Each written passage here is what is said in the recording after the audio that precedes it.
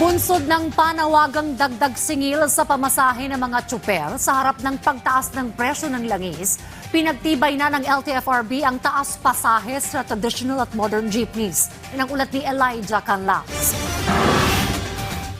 Ngayong araw, epektibo na ang panibagong adjustment sa presyo ng petrolyo sa harap pa rin ng nagpapatuloy na sigalot sa gitnang silangan. Dahil dito, maglalaro sa 12 pesos hanggang 16 pesos ang dagdag sa gasolina, habang sa diesel ay nasa 20 hanggang 24 pesos. At ang kerosene naman ay halos 7 hanggang 9 pesos kada litro. Kaya naman ang mga jeepney driver todo budget upang masigurong sapat ang kanilang kita para sa kanilang pamilya. Dahil dito bahagyang makahihinga ang mga hari ng kalsada dahil inaprubahan na ng DOTR at LTFRB ang hirit na taas pasahe sa jeep. Ayon sa LTFRB, piso ang dagdag sa minimum fare ng mga traditional jeepney habang 2 piso naman sa mga modern jeepney. Ipinaliwanag ni LTFRB Chairperson Attorney Vigor Mendoza II na ang hakbang na ito ay isang paraan ng pamahalaan upang balanseng matugunan ang pangangailangan ng mga driver at commuter.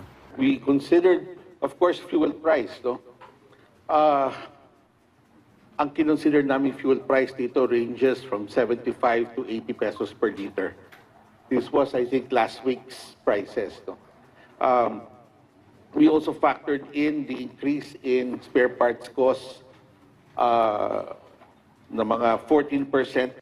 Kasabay nito, tiniyak ng ahensya na ipapamahagi na ang fuel subsidy upang direktang maibsan ang gastos ng mga tsuper sa krudo.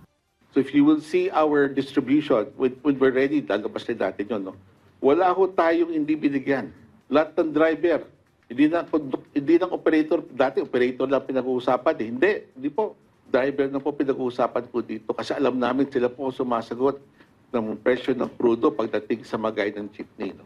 Dahil dito, laking pasasalamat ng mga jeepney driver na gaya ni Rick Perez dahil may maaasahang suporta na mula sa gobyerno. Yung tulong naman ng gobyerno para sa amin mga driver, ako naman yung nagpapasalamat dahil makakatulong sa amin yan na kahit papaano makakadagdag kami, dagdag krudo, dagdag ng gasolina namin. Sa panig naman ng mga commuter, sinabi ng ilan nating mga kababayan na panibagong adjustment ito mula sa kanilang budget. From North Caloocan, Caseco, tawag nito, ang pamasahe ko araw-araw, from there to Pilcoa, 45 pesos na. So masyado ng mataas yun. Then from here to Bertis North, 13 pesos pa. Siguro ang kaya ko lang hanggang 90, yung mga ganyan lang. Pero yung tataas pa, hindi na. Sana po hindi na lang kasi ang taas na po lahat ng bilihin. Parang hindi na po kakayanin. Tapos yung sahod hindi naman po tumataas.